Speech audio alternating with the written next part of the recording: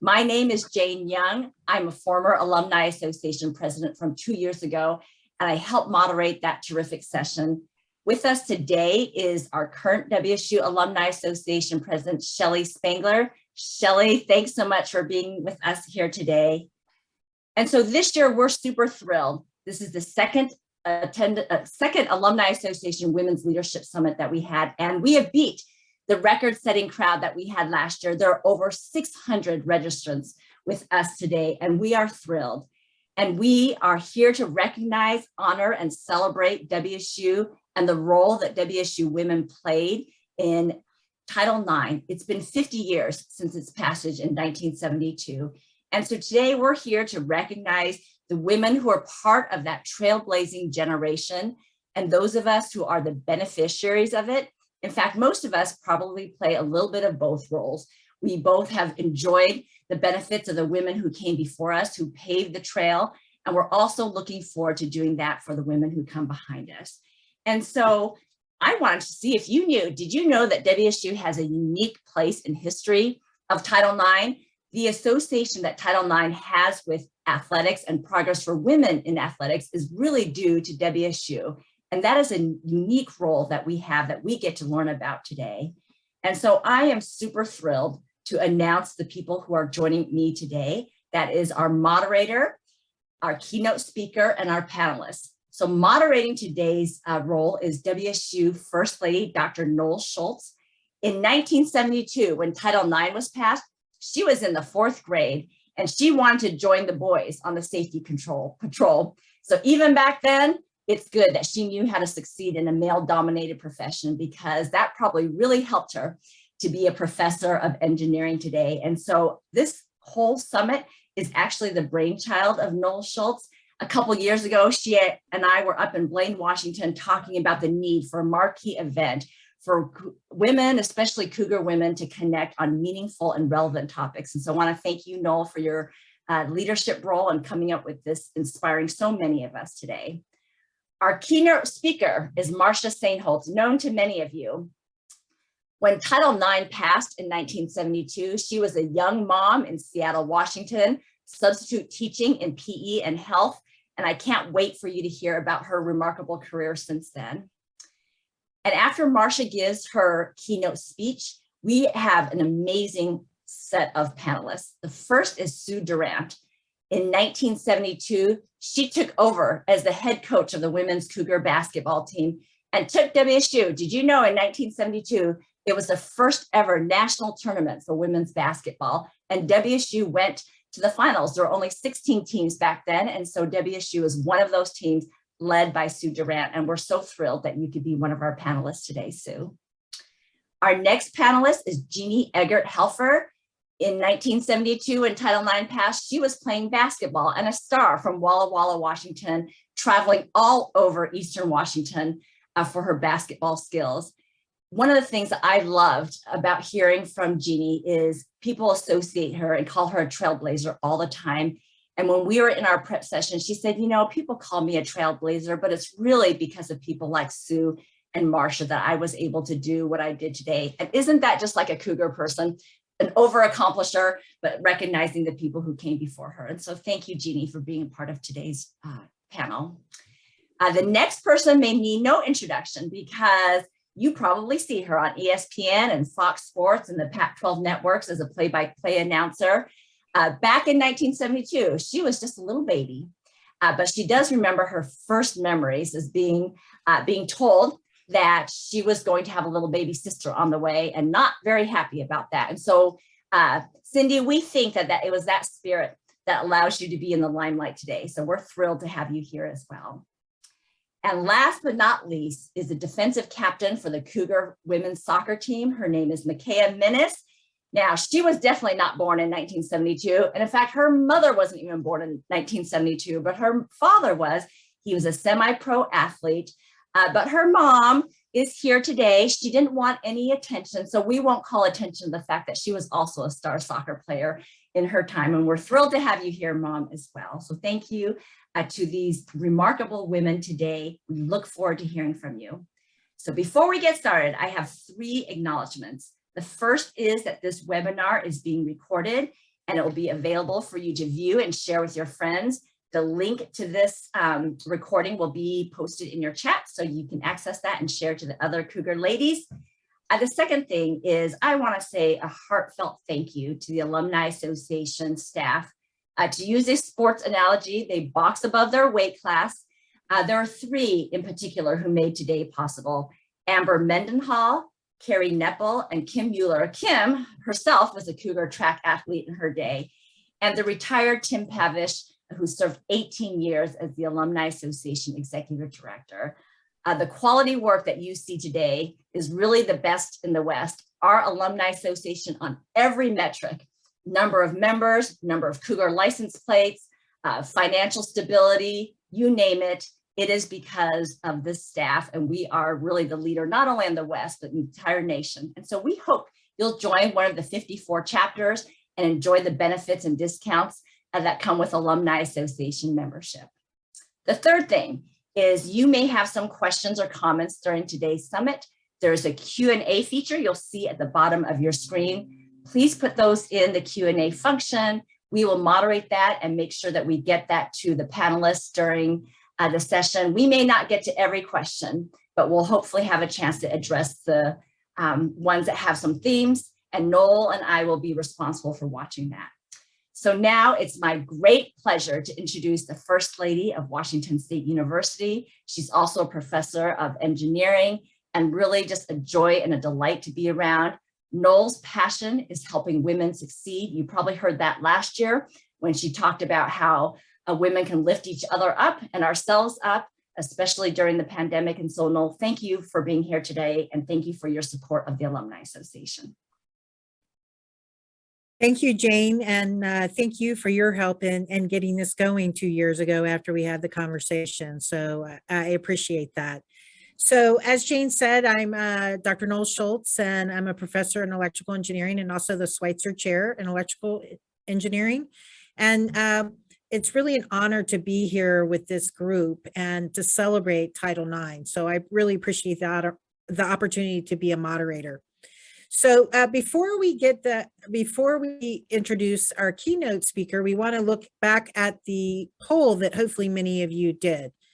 So if you look on the folks we have on right now, we have over 300 folks on, and about 50% are alumni, and there you can have multiple choices because some folks are alumni and faculty or staff or parents. So you can see here we have a lot of staff and a lot of alumni on, and 10% students. So that's exciting as well.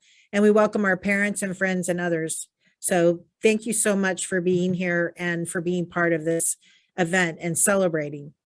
One of the things before I introduce our speaker, when I first got to Washington State, some people were telling me, did you know that WSU had an impact in Title IX in athletics?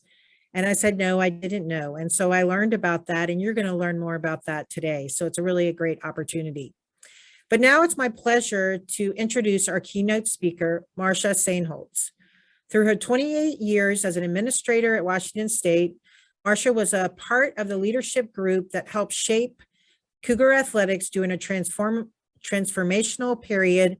Seinholtz was a tireless advocate for student athletes and a national leader in Title IX legislation, guiding WSU's efforts to transition to a unified athletic department in the early 1980s. Upon her retirement in 2007, Seinholtz's commitment to WSU was recognized with the volleyball court renamed the Marcia Saneholtz Court, and again in 2016 with her induction into the WSU Athletic Hall of Fame. Marcia, thank you for taking the time to speak with us today. Thank you, Noel. I appreciate it. You know, several weeks ago, as I started thinking about what I might share with you today, the more I thought, the more overwhelming the task seemed. 50 years of history.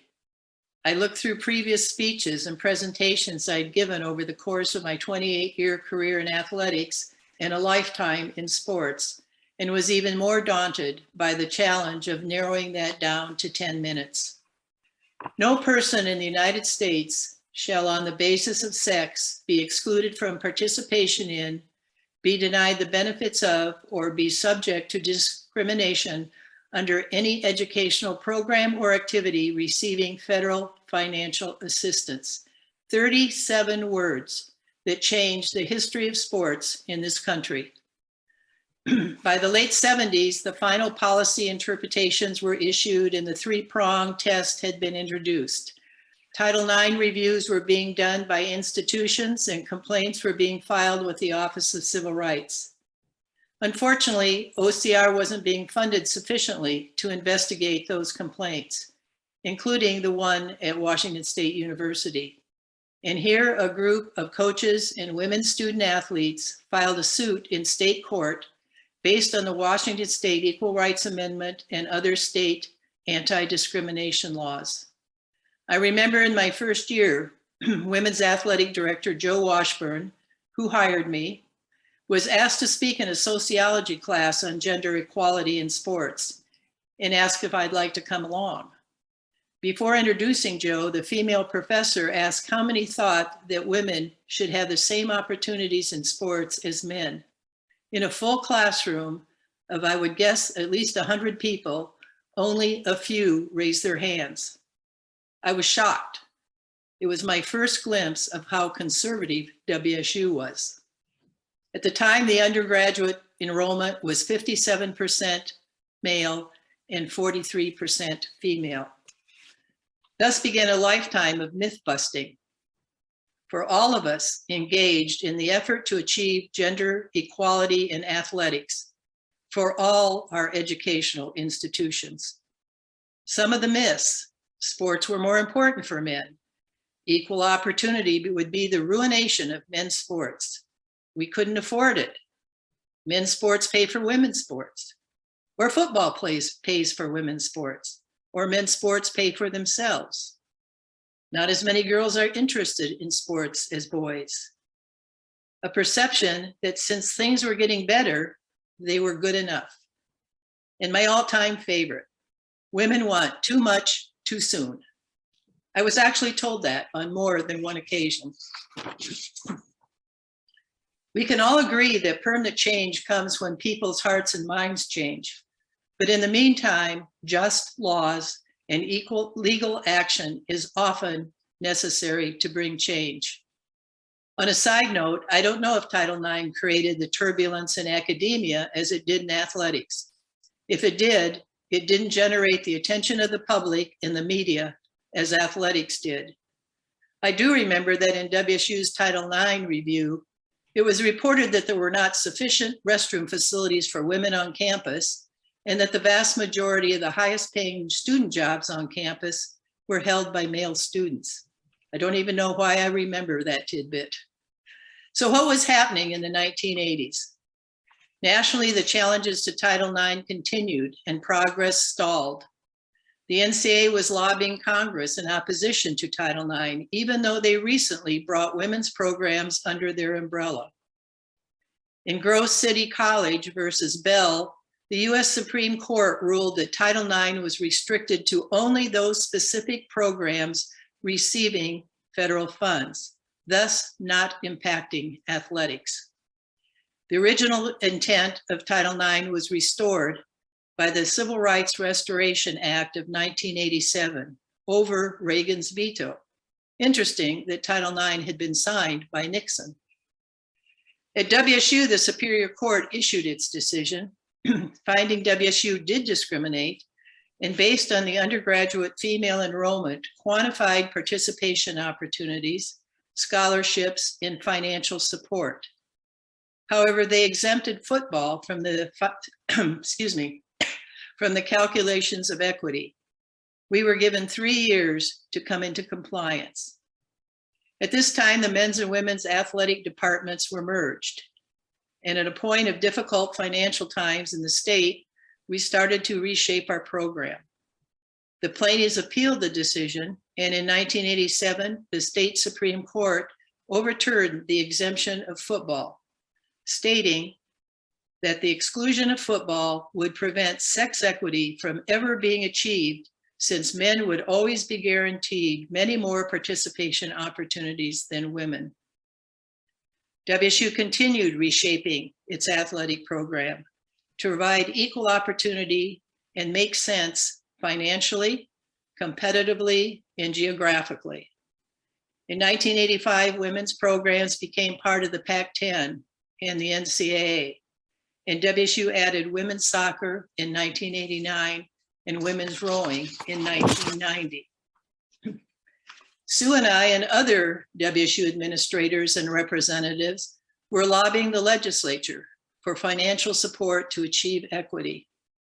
Initially, the other four-year colleges weren't on board, as they saw this as a WSU problem.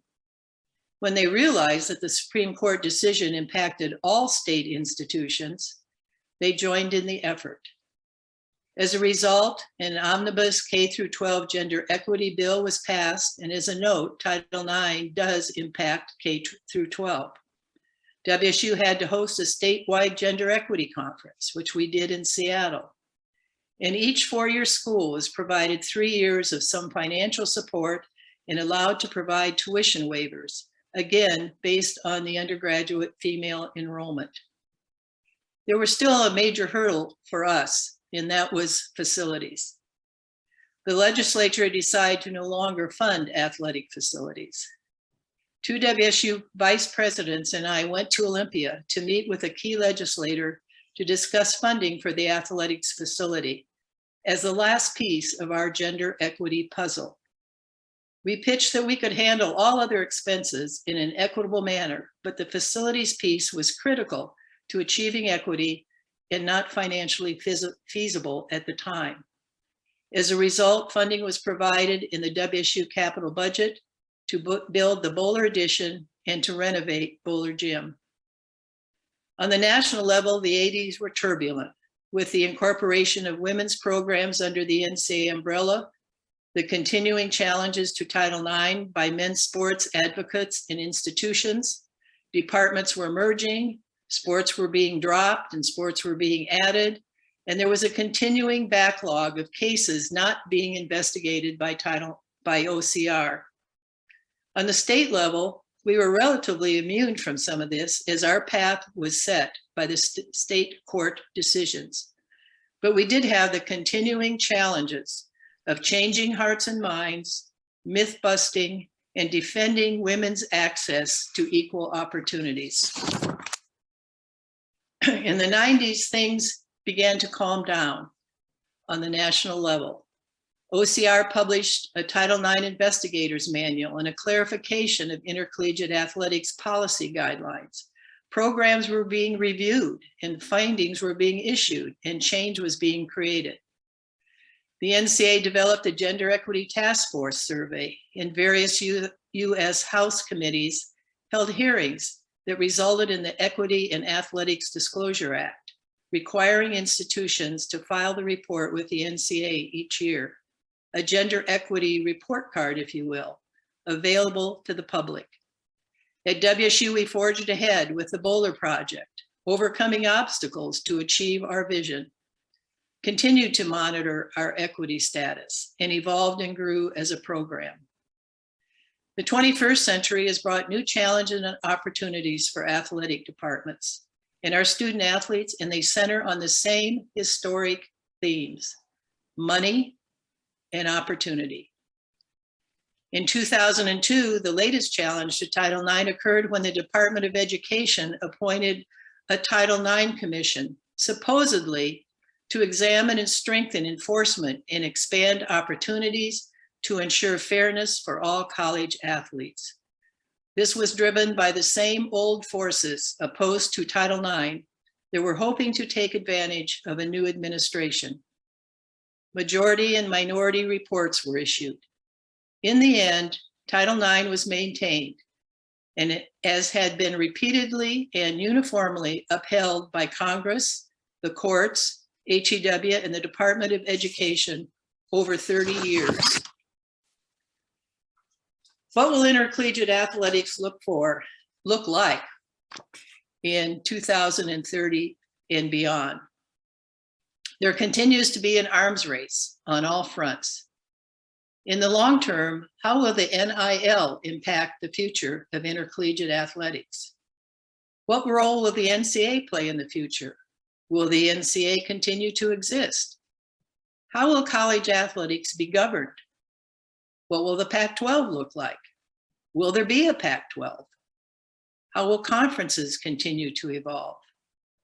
Will student athletes become institutional employees? Will the public be enamored with and supportive of college athletics?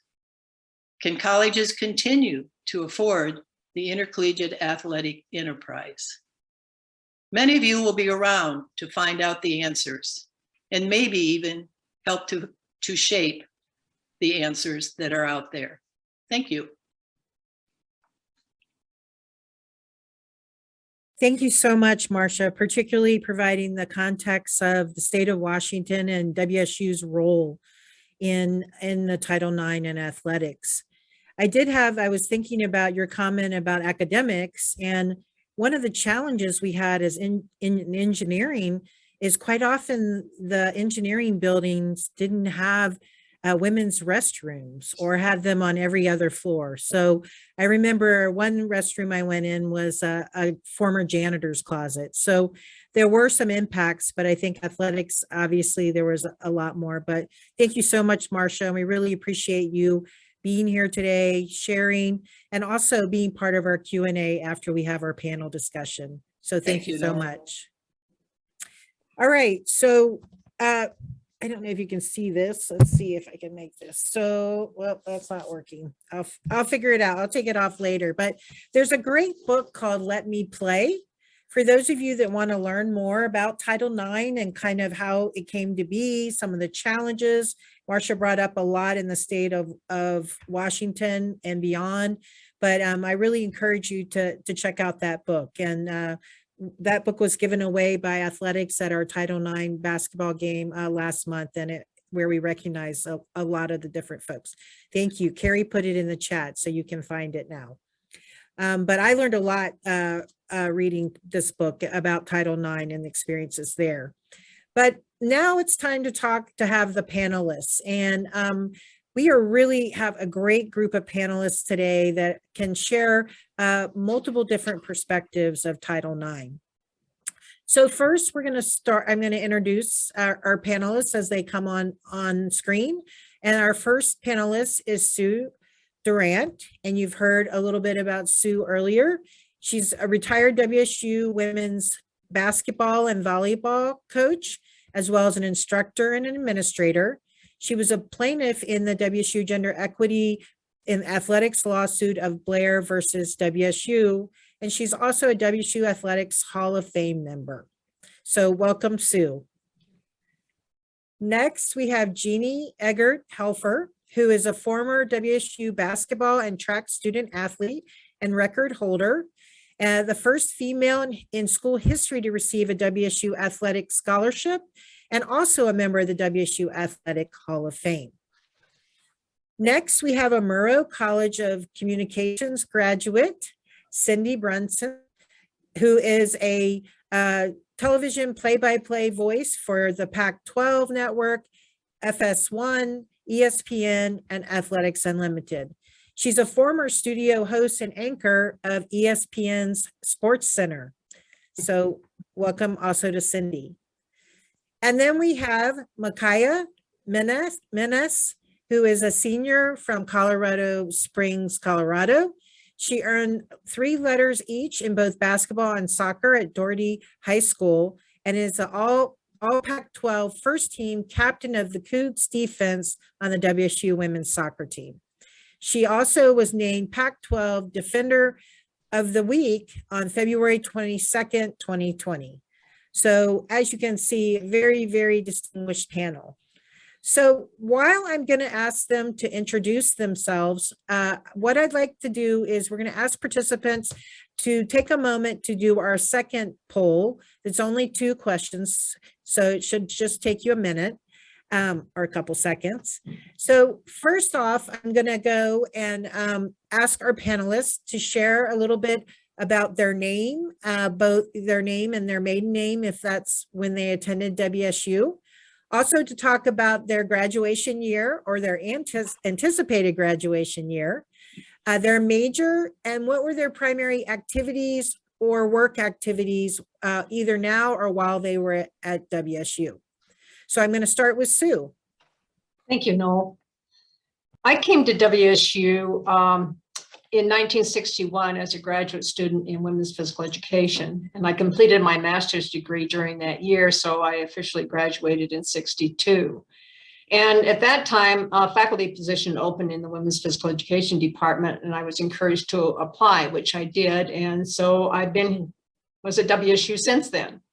I did my PhD work at the Ohio State University in the 70s, but it was typical for women to be hired with just master's degrees at university level at that time. You know, a lot has happened over the more than 50 years, because I was here when Title IX passed. And besides my teaching load, I coached volleyball initially, and also was one of the advisors to Fish Fans, the synchronized swimming club at the time that put on water shows during Mother's Weekend and things like that. And then in the 70s, I started coaching basketball. I was still doing volleyball at the same time as well as still teaching. And so it was very interesting in terms of my responsibilities then. And then, you know, following the lawsuit, I was burned out, quite frankly.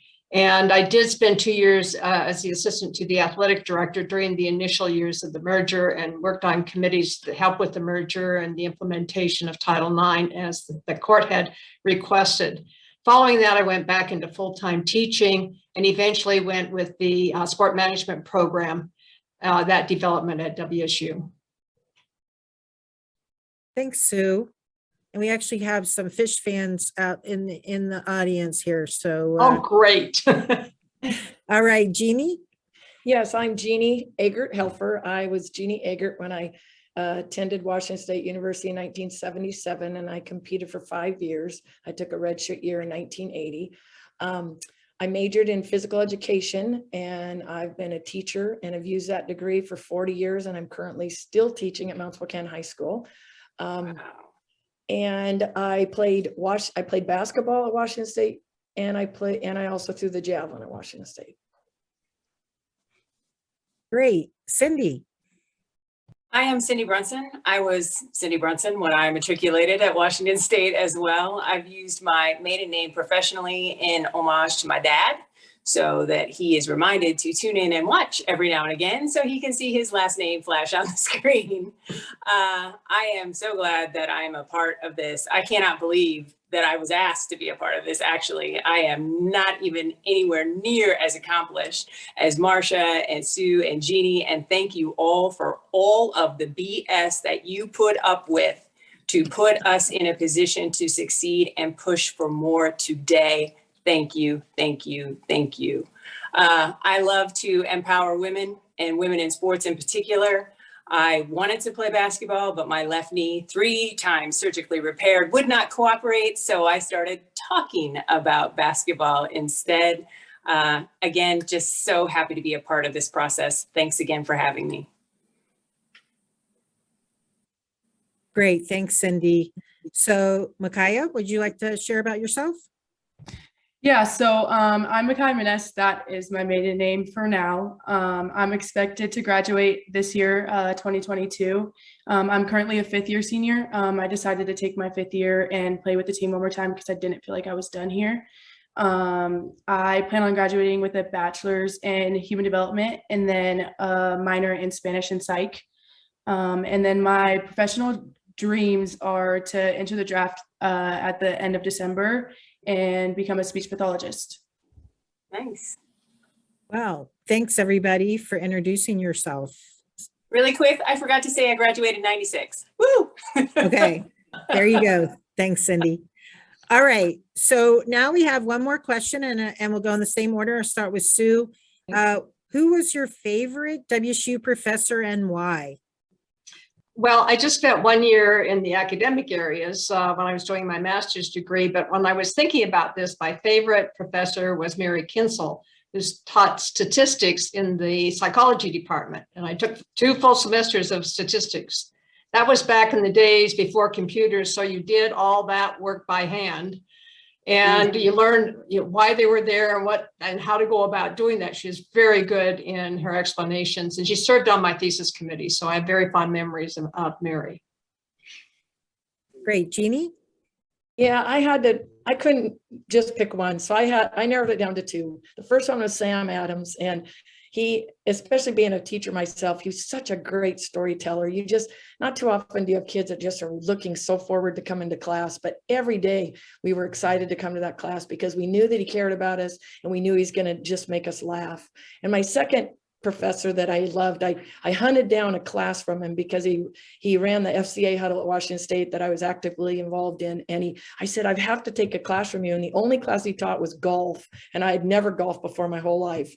And I took that class and it was very challenging. But to this day, I golf and I kind of laugh because he was a great influence on me. Great. Cindy? Clearly I messed up because I didn't know golf was a class. How did I miss that memo? Goodness gracious. My two favorite, I'm going to pull a Jeannie here. My two favorite professors include our current mayor of Pullman, Washington, one Glenn Johnson. He put me on the path to success in broadcast television, and I owe him my entire 25-year career. And because I needed to know both sides of the camera, Marvin Marcello. Still there at Washington State University, still helping get people ready for the challenging life that is any kind of sports broadcasting coverage or television coverage, movie theater, you name it, Marvin does it. So those two gentlemen in particular put me in a position to succeed, and I'm forever grateful. So Mykiaa, how about you? Before I forget, I start a golf class next weekend. So Nice. Again, how did I miss this memo? I know I'm super excited to start because I'm not that good at golf. But although I'm not done, my favorite professor was Michelle Johnson. She does speech pathology. This was her first year teaching it. She's just super understanding and really helped me and develop my love for what I want to do in the future. Great. Thanks so much for sharing. And really, as a university, our teachers are a really important part of what we do and working with students. So thanks for sharing those memories. So now for everybody, we're entering the Q&A part of the program where, as you have questions, we have a couple that have already been added, but if you want to go to the Q&A, that's where we will be looking at the questions after we go through I'll ask the panelists a couple questions. So if you're thinking of any kind of question for the panelists, for Marcia or myself, please use the Q&A and then we'll get to those after we get through these first couple questions I'm going to ask. So to start off with, and these responses will be a little bit longer so our panelists can kind of share. But I think, like Jeannie said, stories are why we're here today, to learn about these stories. So first, we'd like to ask each of the panelists, how have you been affected personally or professionally by Title IX? So Sue? Well, initially when Title IX passed, we'd already been working in the Northwest and also nationally on setting up organizations to govern women's sports. There was a great deal of interest and a great deal of just informal schedulings of competitions throughout the Northwest and in other parts of the country. So when Title IX passed, it sort of gave an additional impetus to keep moving. And the National Association for it was the Northwest College Women's Sports Association, which was the one that governed us in the Northwest, Washington, Oregon, Idaho, Montana, and Alaska, officially pulled together in the late 60s. And in 1972 was the official time for the Association for Intercollegiate Athletics for Women. Women were doing all of this, primarily women physical educators, because we usually met at least once a year at national conferences. And so because of the extreme interest of women to get more than just intramurals or a few sports days here and there, that impetus was really forwarded by Title IX. And so we continued to move forward. And in that process, Marcia outlined as far as the many steps following passage of legislation, then you have to have the implementation worked out and all those other kinds of things. And I served on a lot of committees on the WSU campus where they were doing self-studies of the various areas, athletics being one. Others had to do with facilities like restrooms. Academics was another. Were academic majors open to both men and women? What were the barriers? And of course, in athletics, a lot of it was very apparent. And we worked diligently to to figure out ways to move WSU forward. And so when that report went forward, unfortunately, the athletic portion never got included. The student athletes became very incensed over this because, like Jeannie, they were coming from high schools that had programs where they were getting more opportunities than we were able to do at WSU. And so some of them filed a complaint with OCR, and the next year nothing had happened. They filed another complaint. The coaches, because initially we were not covered by Title IX, we filed under equal employment, which was Title VII. Well, as you all know, a lot of our students come from the west side of the state, and in the late 70s, they came back having found a newly developed law firm, the Northwest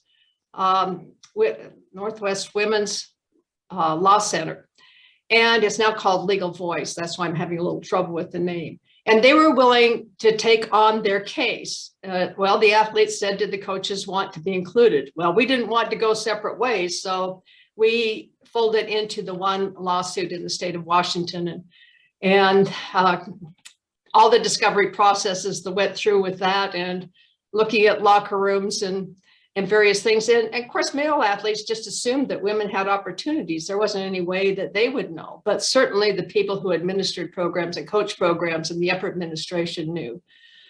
So the lawsuit was filed, and we were in court beginning in '82 and finished there. And then, as Marcia explained, football was left out. We thought, no, we didn't come this far to not keep going. So we appealed, and we went past the appeal process. I guess they could see that it was going to go to the state Supreme Court. So in '85, it went to the state Supreme Court. And then in '87, as Marcia indicated, they ruled that yes, football needed to be included. So during that time, it was very stressful. And I can't say that, other than trying to figure out ways to continue to provide opportunities for those who would follow us. If we didn't do the lawsuit, then in our view, it meant that we were just going to continue to tolerate the discrimination that occurred.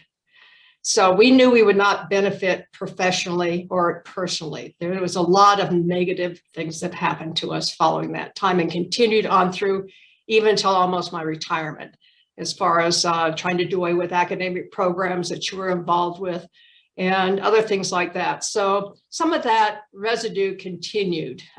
There's a lot of positive that happened as well, and working with the state legislature and with Marcia and the other people to help increase funding and the expansion of women's sports. So that's sort of been my piece as far as what happened to me via Title IX. Thanks, Sue. So Jeannie, you want to talk a little bit about how you've been affected by Title IX? Yeah, I'd love to. I kind of feel like that little spoiled little kid that was kind of spoiled by all the hard work of others, because I do hear this that, oh, I was a trailblazer because of the scholarship George gave me, but I'm humbled because I came from a community in Walla Walla that was ahead of the other areas in the state because of a woman like Sue and Marcia that just fought like crazy. So I was playing organized sports in 3rd grade, and that was unheard of. I had teammates that hadn't played until their junior year in high school. And so I didn't know any different. I had a chance to dream like Mykiaa gets to. She gets to dream of a future of playing and a future in this arena that was normally shut off to so many people. But I just feel like I was a recipient of it. I think it affected my entire career, because I knew that there were some things that I couldn't be a professional basketball player at that point. It just wasn't feasible. But I went into the coaching arena and the teaching arena. And because of my experience at Washington State and my experience in college athletics, it opened up a door for me and other women to start walking through. And I think it's always easy to want it to happen faster and more and quicker, and especially when you're in the fight as long as these ladies have been. And I hadn't been there. I was a little naive. I've learned more studying for this and listening to Marcia and talking to Sue than I ever knew, probably even on my days at Washington State. But I just feel truly blessed.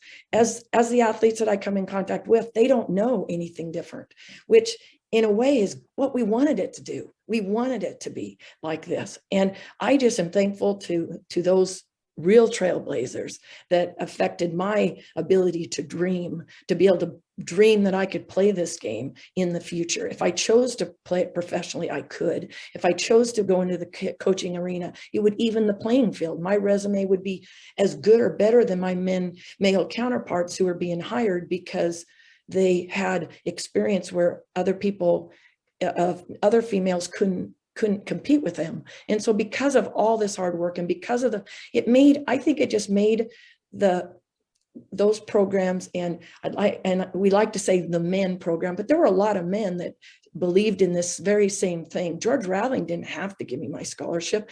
I was hired by two men that believed in the equality for women and believed that girls deserved a right to play. And because of them, the younger generation have all kinds of doors opened to them.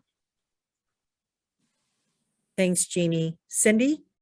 That is so well said, Jeannie. And again, shout out to Marcia and Sue for being litigious and digging in and not giving up.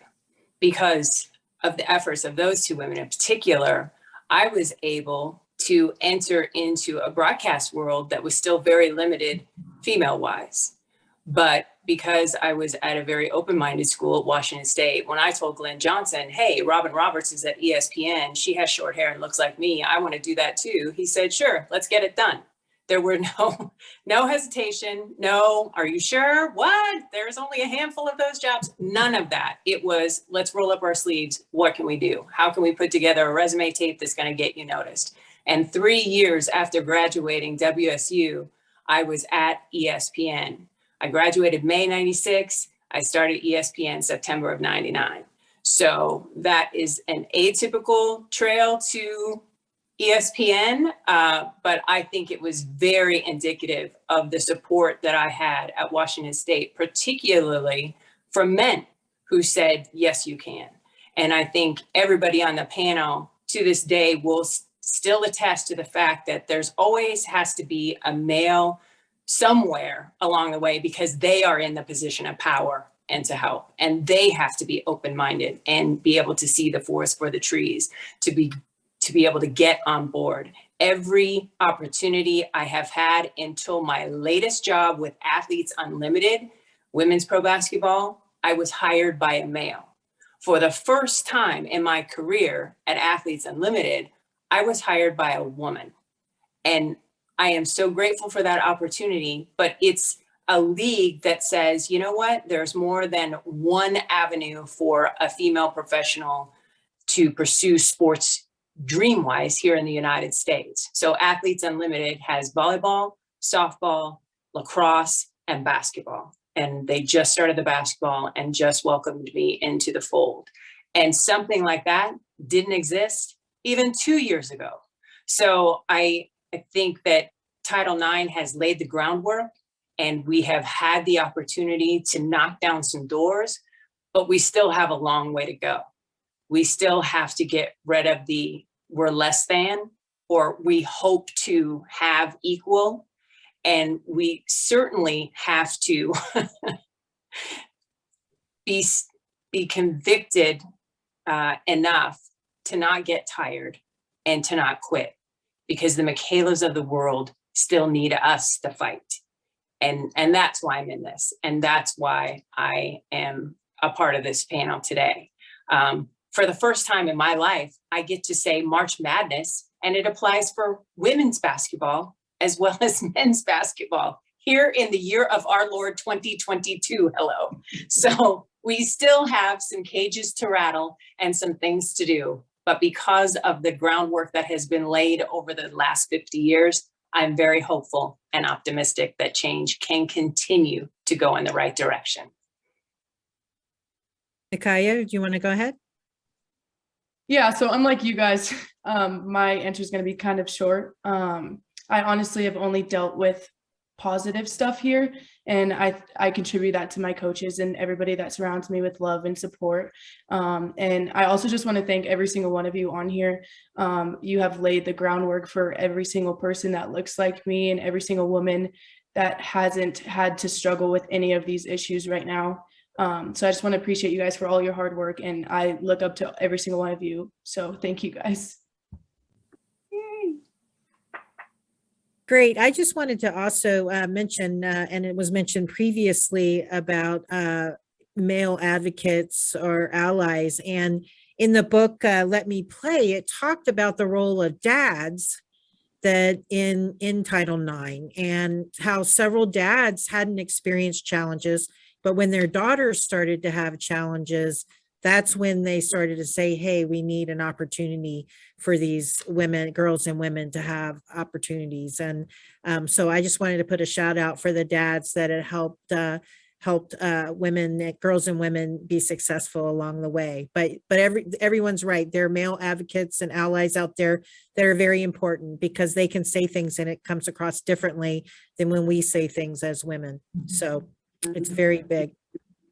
So our next question is, what one barrier have you faced in regards to gender equity and how did you overcome that barrier? Sue?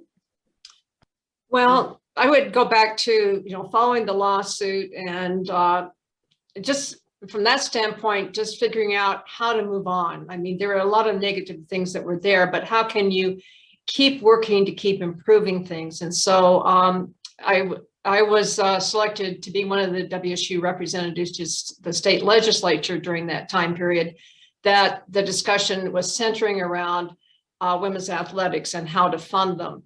And Ken Jacobson, when you talk about men with daughters, was in the House Higher Ed Committee, and he had 2 daughters in junior high, and he was very well aware of the discrepancies that were occurring in programs. And so he was very helpful in speaking with other members of our state legislature, both in the House and the Senate side during that whole process.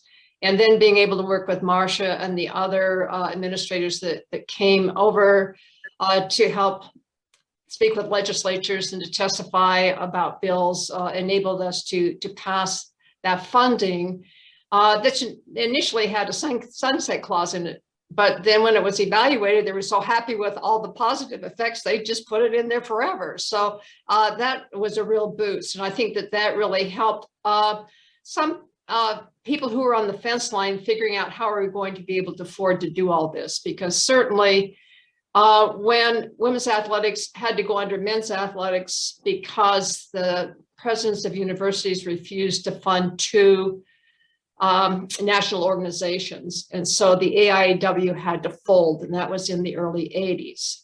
And so even trying to work within the NCAA, which I was too far removed from doing that, but the struggles that I've seen go on there. And then I had to chuckle last year at the the March Madness for women and what was happening with the fitness areas for men and women. And it was a student athlete from Oregon who posted on social media as far as what they looked like. And I think really embarrassed the NCAA, but sometimes that's what you have to do in order to get things to move forward. So I just always look to try and say, what can I do to help improve the situation for the women who are going to come after us, not just in terms of athletics, but in academics as well. Yeah, thank you. Yeah, 50 years, but we still, as Cindy mentioned earlier, still have some opportunities for improvement along the way. So Jeannie? Yeah, I think, like, obviously when I came to WSU, it was a little bit of a shocker to me with the discrimination being, or the discrepancies you would between the males programs and the female programs. And I knew how hard everybody was working, Joanne Washburn to Sue Durrant, to all those people. And so obviously those were things that we needed to make some improvements. I felt like my role as an athlete was to just appreciate the things I had at that point and do whatever I could to help with the cause. But I like I said, I was pretty naive, but I mean, I was aware of those things. So I figured that I needed to focus on the things that I had been given rather than look at the things I didn't have and then become just kind of negative and all that. So yes, we always tried to push. I mean, we made mention the fact that the males were flying everywhere, the basketball team, and we drove everywhere. And so those were some discrepancies, but it still was just getting started. And so I just appreciated the emphasis on trying to make the change. So at WSU, that was one of the things I went through. But I think in my career, or let's back up, I think to my dreams, there were I wanted to be a professional basketball player. And the closest thing I could I could really dream for me was the Olympics, because that was the only game that I could really focus in. There wasn't the WNBA.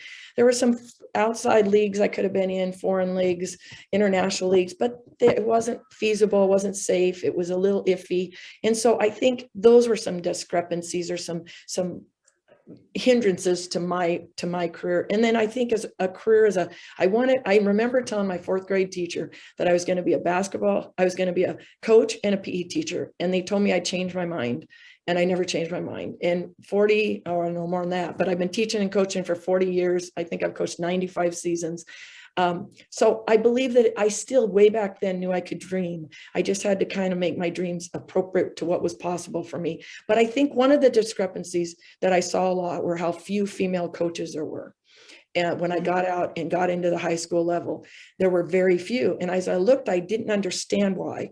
And then as I became older and looked back, I could see that there were a lot of people in the hiring positions that weren't really buying into this cause. Like George Raveling bought into our cause. There were some people that hired me that bought into the cause, but there were some that weren't. And so when you're comparing resumes, the women that I came out, of college with, they didn't have the opportunity, so they couldn't build those resumes. So they could hide behind hiring women because they didn't have the resumes that the men had.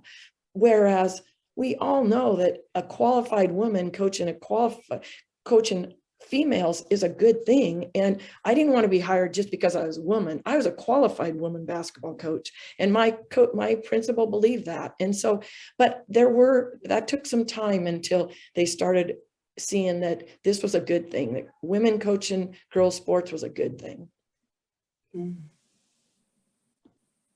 Yeah, and I see in the chat, they're talking about that the student athletes were driving. It wasn't just that they were driving cars, coaches were driving, sometimes student athletes. So Cindy, how about you? What's one barrier you faced in regards to gender equity, and how did you overcome it?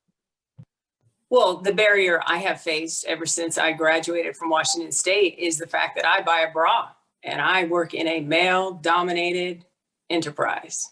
And I, to this day, have to prove my sports knowledge. After all of the sports Emmys won at ESPN, after all of the things that I have done in my career, I will still encounter men in this business who do not think that I know what I'm doing or what I am talking about.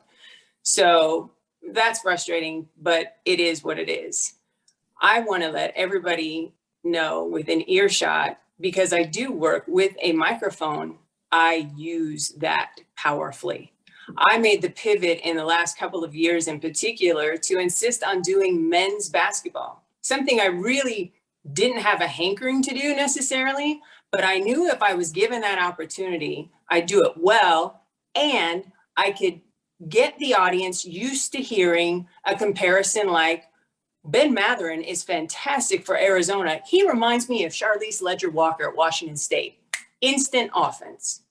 We have to rethink about how we listen to and engage in sports conversation, and that men and women aren't as different competing in athletics, and that we can make comparisons like Charlize and Ben, because the only thing that separates them is one's ability to get above the rim.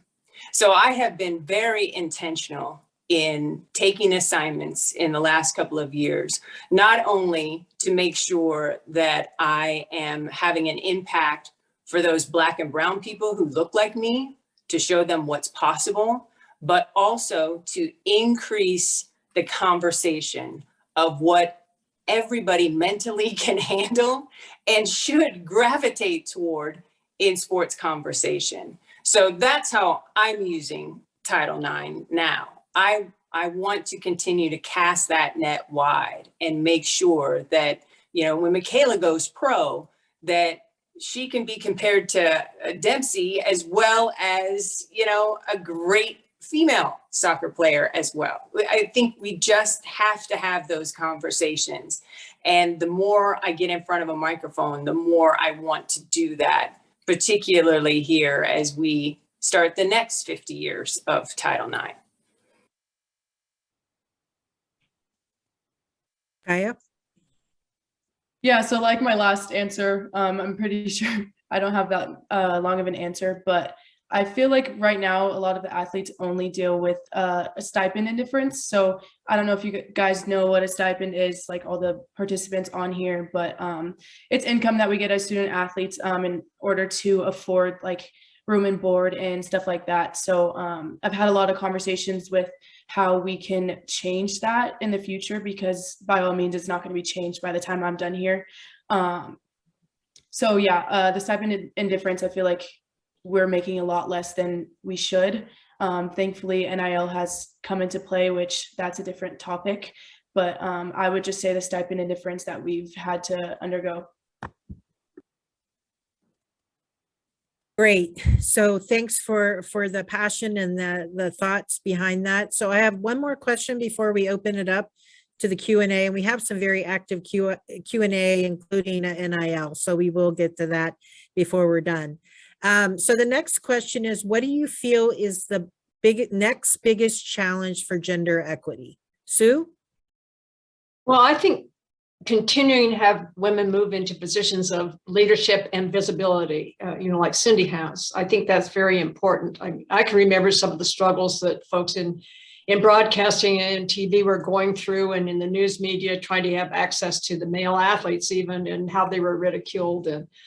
And so I think that the continued emergence of more women in those kinds of positions is essential. And I think also for the current women athletes to keep speaking up about the inequities that you see, or for any woman to speak up about the inequities that they encounter, whether it's in the academic fields or in the athletic fields. I think that that's very important. Jeannie?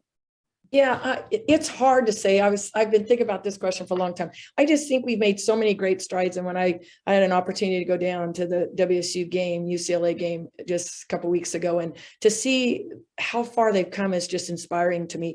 I just don't want any outside influences to step in and slow down the momentum that we've gotten. And I think we have to be very careful that whatever these new things that are coming out there, just make sure we protect how far and the accomplishments that we've reached so far, that we just be careful not to let anybody come in and take those away from us. Cindy? Just to amplify Sue's point, we need more women in power positions, making the decisions, making the hiring. Trust and believe. If Mark Emmert wasn't in charge of the NCAA and a woman was, things would not be as screwed up as they are. Period. End of story.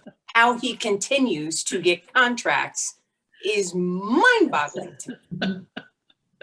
But those kind of things have to change, because the female perspective has to be valued and it has to be rewarded. And those things won't happen with a guy like Mark Emmert in charge. Okay, I think we'll move on to Mykiaa. Mykiaa, go ahead.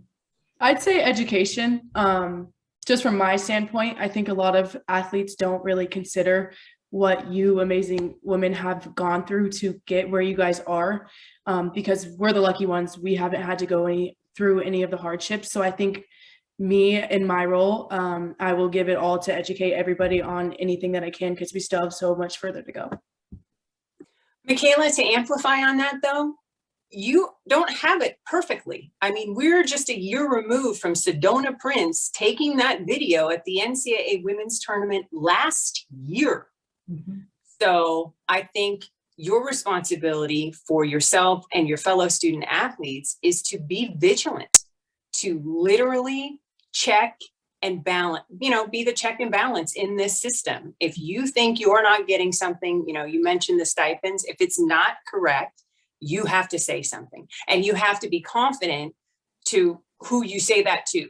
Right. Find that trusted person and really make it a point of emphasis to make sure that you get yours. Right. I'd like to add on to that. One of the reasons that we were able to hold together through the lawsuit and beyond was because we weren't in it alone. And we spent a lot of time discussing strategies and other things. And if somebody was down, somebody was up. And so it was very helpful to not feeling like that you were the only person. So develop allies. I think that's extremely important.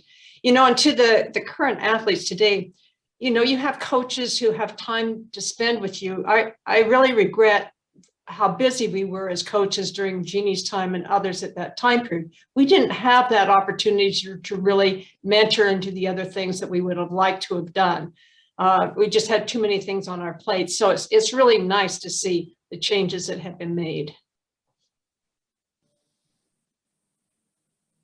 All right, I think thanks everybody for great answers and discussion.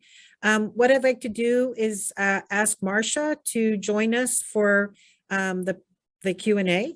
There's Marcia. So isn't technology great? So I'm going to start with the first one, and I'm going to ask Mykiaa to share her take on NIL, because we had a couple questions in the Q&A about NIL. So I think we'll start with you, and then we'll see if anyone else wants to add to this. So I'll just open it up to other panelists if they want to add after her discussion. Yeah, so NIL, I originally thought it was kind of a joke. I honestly thought that everybody was tricking me when they said that I could just be endorsed. So when it first happened, I literally was scared to just talk to anybody about anything, because my first couple of years here, I couldn't. So now it's hard to put your name out there and just make yourself be known. But I think over the next few years, NIL will help so many athletes in all regards, as long as we're all advocating for ourselves. I think for me, the rub with NIL is that it's not open to students that aren't from the United States. So somebody like Charlize Ledger-Walker cannot take advantage of this amazing opportunity. And I'd like to see that change. I think it should be open to all student athletes. And second, for the majority, nobody's buying a yacht off of this, okay? There's a handful of athletes in the United States that are making some serious bank. Everybody else is just getting comfortable. And there's no harm in that whatsoever. If you, Michaela, want to get represented by Cougar Country Drive-In and get some free crinkle fries, good for you, because your metabolism can take it now. So I think it's a good thing. And I think it teaches young people about money and responsibility. And for those of us that have mortgages on the panel, we all know the value in that. Anybody else want to add anything? I just got contacted by the Paul Sorensen, and I'm actually on that committee with the WSU NIL. And I knew nothing about it. Mykiaa, you knew more about it than I did. And I got asked to be on the committee. And so, because my old school thinking was, is this like the old one-on-one movie where they got paid for turning on automatic sprinklers? And that's how naive and ignorant I was. And it wasn't like that at all. And I've had a great conversation just yesterday with a young lady that kind of explained it, that it's a way for people that do certain things, that maybe the right tackle who never gets something, or maybe the backup point guard who never really has an opportunity, has a connection, and they can kind of, they can campaign for themselves. So I'm going to try to develop a relationship with the WSU women's teams. And so I hopefully will be an advocate for that. Like I said, I know very little now, but I'm going to learn more. That is awesome. Now I want Mykiaa a house. If she wants a house and some alum wants to buy her house, whatever it is, good. But I just don't think that's going to be the norm. We are going to see that happen in the big SEC football schools for sure. The whole Reggie Bush scandal that robbed him of a Heisman Trophy is now going to become the norm, because the big football schools can do that. But again, I don't think that is the everyday athlete like Mykiaa. I think somebody like herself and her fellow student athletes at WSU Soccer and across the platform can just have money-making opportunities that they wouldn't have had before, and things that just can make them a little more comfortable and maybe help their family at home. So I think it could be a good thing. I would like to see Mark Emmert, since he is making all of that money with the NCAA, come up with some guardrails legislation-wise from the NCAA that everybody could follow, but I hope for a lot in life. All right. Oh, One yeah, go last ahead, thing. Jeannie. I asked a question yesterday and about the international students, and they said the reason they can't is it affects their visa. And so that's the reason for international players not being. But again, we have a U.S. State Department, do we not? Yeah. We can So change. that's the issue right there. So. Yeah. Yeah, so in the chat, I think we more women are taking advantage of NIL. I know we have a golf student athlete that's working on an app. We've had a variety of folks in many different areas. So it is an opportunity, and learning about it. And as was mentioned, learning about finances and some of that is a life skill. So I think it's going to be great for our student athletes in the long run. I do want to switch topics a little bit on a question, particularly with some of the events of this week. How have you worked to maintain your mental health strength during the challenges of your career that you've had and some of the challenges related to gender equity, or just in general as student athletes? How have you worked in the mental health area, and what recommendations do you have for future student athletes and those of us that are helping students and student athletes? Well, that's a difficult one. As I mentioned, I think finding who your allies are and having people to talk with and to strategize with was very important when we were going through a lot of the things. And then we were working with others from other academic departments when it came to the time that sport management came under fire, because Glenn Johnson was very helpful from communications, and during the time periods we were testifying before faculty and before administrators and everything else. And some of our allies were speaking up for us as well and indicating, well, what it is they're still trying to get rid of us, one way or another, in terms of dropping programs rather than moving programs to where they might be housed in a better situation. And so there are really tough times, but if you can find who your allies are and talk with them and strategize there, I think that's helpful. And I know that there's more awareness now in terms of mental health and more resources available. And I think it would be very helpful for teams to know who those individuals are. I mean, most teams all have sports psychologists now. I mean, those were unheard of it back even in my coaching days. And they can help pinpoint people in different directions as well, or the counseling center, or start to develop some avenues of people who have been helpful, that you can see if that person can talk with other persons that are in a difficult situation. I think with regards to at the high school level, I think we need to really push. I think the mental health of our young people is at risk. It's a slippery slope right now. And I think there's a lot of cuts in that area. And I think, and our athletes are under a lot of pressure from all different aspects. And you had this COVID situation the last couple of years. And I think I'm not optimistic in the next couple of years that we're not going to have a little bit of some tragic things and kind of see a kind of a downward spiral on some of this because of the effects of it. I'd like to see a little more awareness for mental health and counselors available for our young kids before they get to the collegiate level. That's a great point, Jeannie. I also see it from another perspective, and that's the transfer portal, that student athletes leave a situation that they think is not good and go somewhere else where they don't know anybody. And I have seen some student athletes really struggle with that. So I would just implore the student athletes and everybody across the university to be aware. If you've got somebody new coming in, to give them an extra hug or let them know where the love is to find. Because at the end of the day, we all need our tribe. I've only survived the last few years of, not being able to go to games or call games or see student athletes. I had to stand, halfway across the court. And even then I could only wave. I had to do it through a mask. We've all been through this, is to turn inside to your tribe, whoever keeps you upright, whoever encourages you, whoever is the voice that helps you tamp down the negative that can come up in your head, lean into that. Mykiaa, would you like to talk a little bit about what you see in the sport? Yeah. Okay. Sorry, I'm trying not to cry. Recently, the soccer community lost somebody to mental health. Sorry, I think I'm going to cry a little bit. I think that there's still a huge stigma around mental health, and we have so much work to do.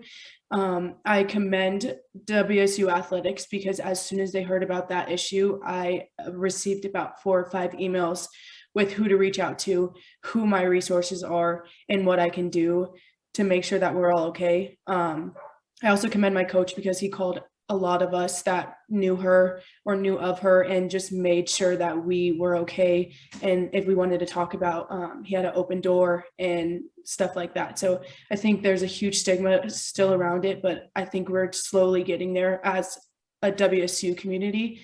But it still is not good, but yeah.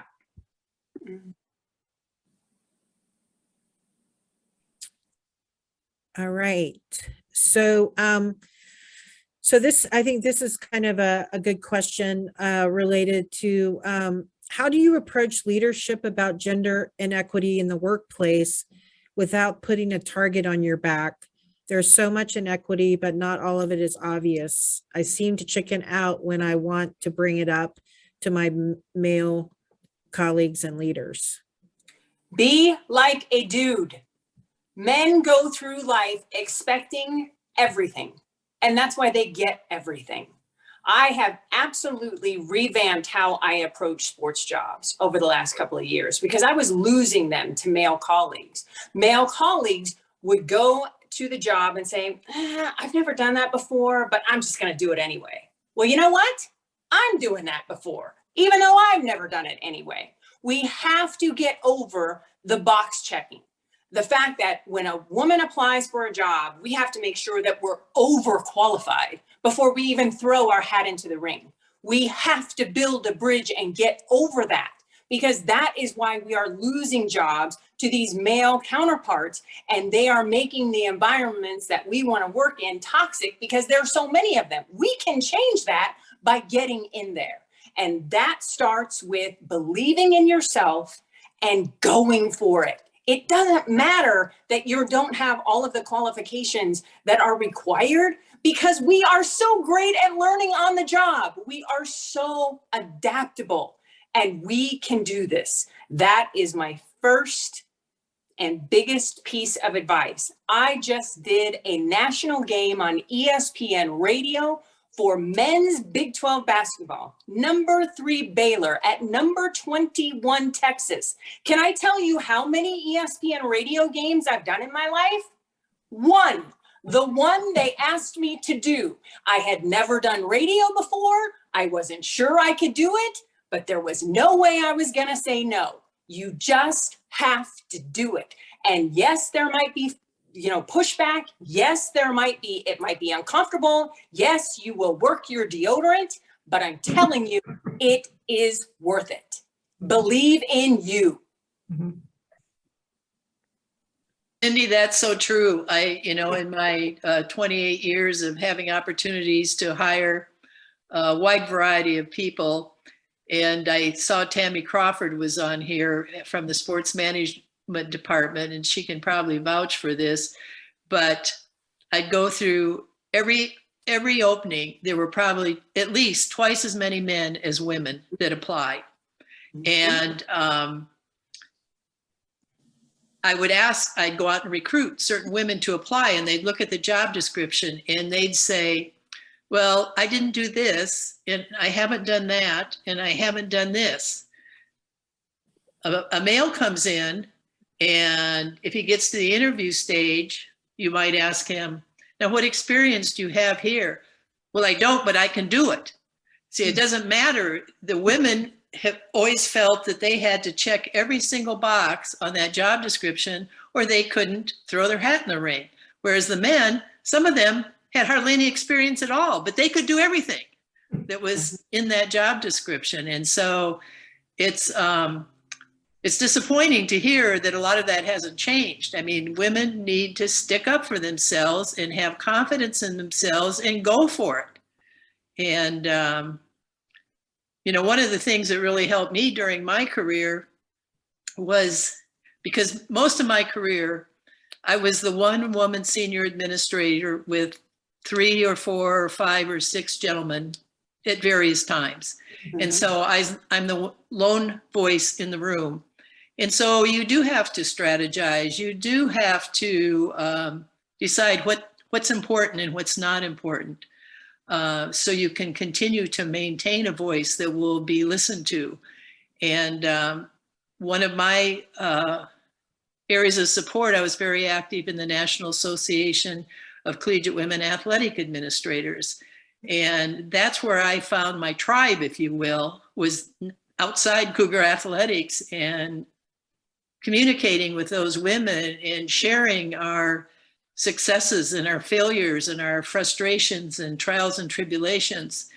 But I think it goes at every level, whether it's a team level, whether it's a sport level or whatever. You need to have that support group that you can be honest with, that you can spill your guts to and not feel any repercussions. And then that gives you the strength to move forward and do what you have to do. Now, I might say that belonging to professional organizations helps to develop the tribe, or at least which people. And so I think it's very important. I think lots of times people going into jobs initially don't want to become over involved, so they kind of shy away from becoming even a member in the professional organizations. But I think that that's very important because it broadens your horizon and the people that you communicate with. Yeah, so I want to use that idea of, you know, one of the things in the research, particularly when we talk about women in STEM, they find that we don't have some of the informal networks the same way. And so we work on having more formal networks because men tend to have very informal networks. And then that helps them in different opportunities. So could each of you talk a little bit about how you found that tribe or those networks or a mentor, that what advice would you give to folks out there as they're trying to find, and so you already mentioned the professional organizations, but how do you find that group that helps you belong, that helps you get through those down times and celebrate those successes together? So does anybody want to share how they found networks? Well, another thing, when I came to WSU, there weren't very many women faculty, and some faculty in the Department of Education were starting to form what is currently the Association for Faculty Women. And so that was a way of developing a network of women faculty members across campus who could share strategies and other things as far as how to deal with things. It was very important because a lot of women were the only woman in their departments. And so I think that type of a network, and if you don't have something, try and create something that would bring together a wide variety of people, because it was really very helpful to have colleagues outside your immediate area. And I might say, you know, we had friends in men's athletics too. I mean, George was a great sounding board. He and I had long discussions about lots of things, George Raveling. And he was very supportive of and could see a lot of the inequities and did what he felt he could do within the system he was working with. And, you know, and so that was difficult, probably position for him, even at that time.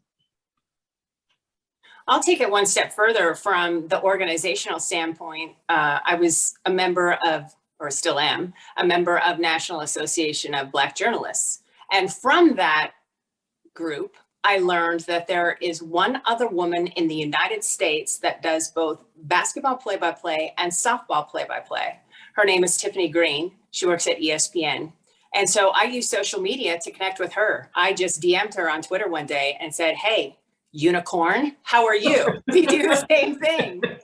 And formed a relationship that way. So, and everybody knows who follows me on social media, I am always receptive. If you just tweet me or, hit me up on Instagram, whatever, I will connect with you that way. I think for Mykiaa's generation, that's kind of more how it's done.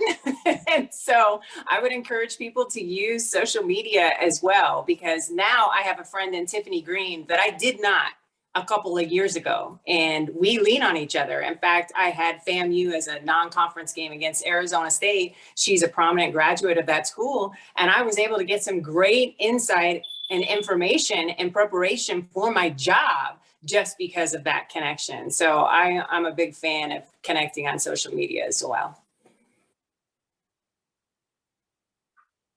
Well, and you can learn to play golf. Oh, that too. Mykiaa, I'm happy to hear that you're doing that, because over the years, people would ask me, now, what's a key thing to being successful as an athletic administrator? And I'd say, learn to play golf, because then they can't keep you out of the old boys club. You can't, well, you don't play golf. Well, yes, I do play golf. Love it.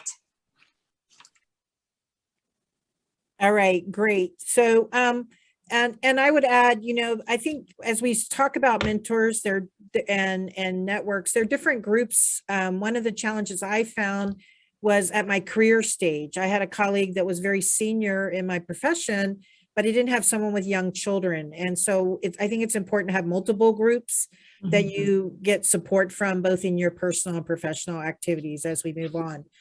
I was thinking, did we ever show the results of the last survey? No, we just jumped into things. So I don't know if we can still show that, Amber, if you can pull that out as we're about to finish. All right, so we actually had a very literate group here, it looks like, that was familiar with but not as much about how WSU was involved in athletics. So Title IX athletics.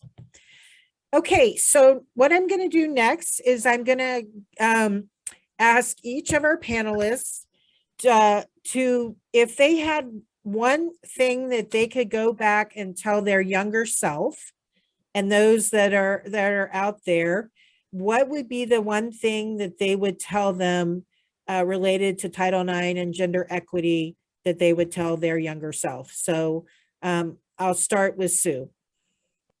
That's a difficult one, because I think, do a lot of self-talk. I think a lot of it is learning to see what issues are the important ones and which ones are not really that important. In other words, when are you really willing to take the stand? And that's a lot of the discussion we had in going into the lawsuit and filing the complaints, and then deciding to do the court cases. This was important.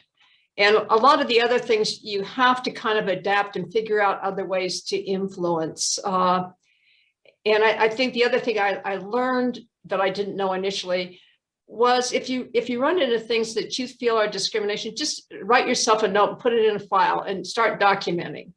And, you may find that it only happened once or twice, or you may find it's a continuing thing, which does need to be addressed.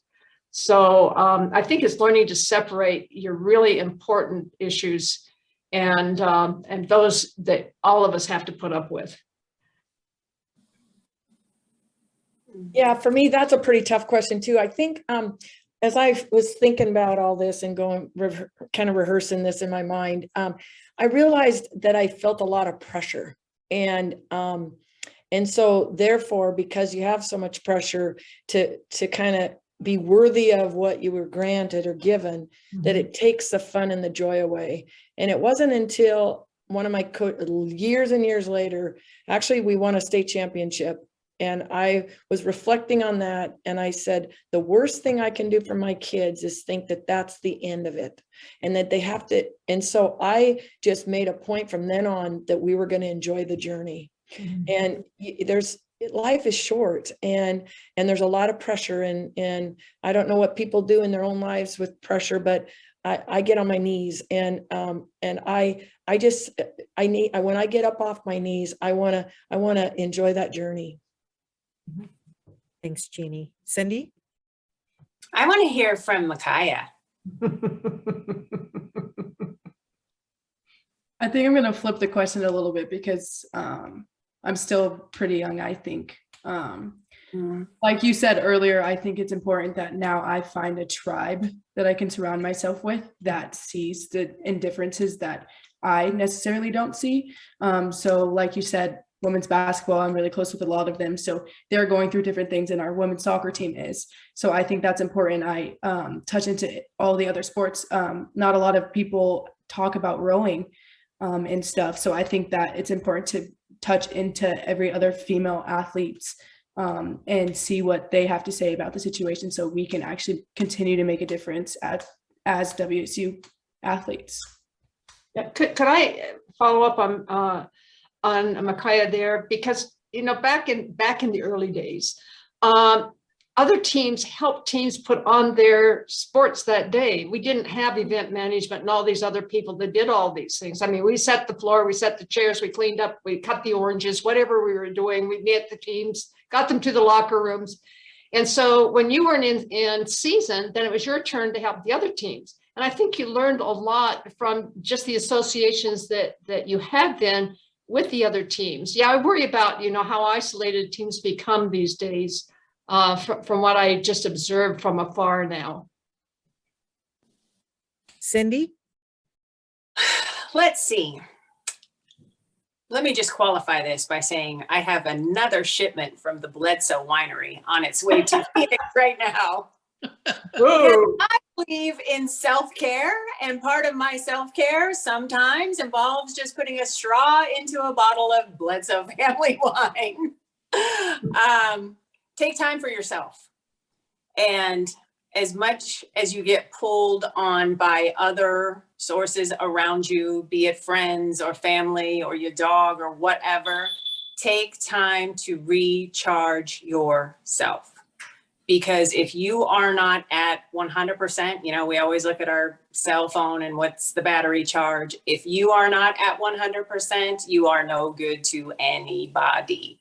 So whatever it is that you need to do, whether it's a face mask or a glass of wine and a, you know, thing of popcorn and a movie, whatever it is, take the time, and not just once a week, once a day. I try to get to a really cool place in my head. And sometimes I do that through exercise of just, all right, phone is off, iPad is off, everything is off except for these 20 minutes or 30 minutes, stretching, yoga, rowing, whatever it is.